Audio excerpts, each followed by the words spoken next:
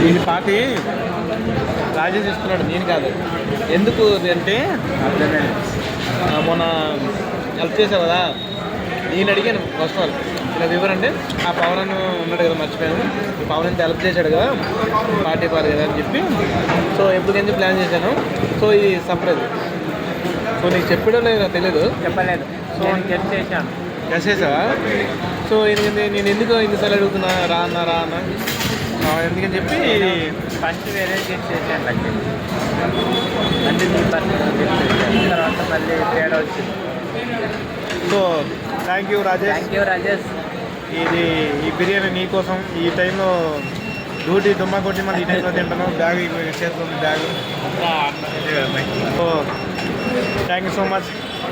బిర్యానీ తినమని చెప్పిన దానికి. ఇది నీకోసమే. ఆర్టిస్ట్ ప్రసాద్ బావచ్చి పవన్కి నచ్చిందే తినమని చెప్పాడు.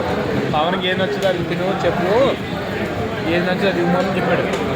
డబ్బులు సరిపోయి పర్లేదు చెప్పు అన్నాడు. Thank you Rajesh.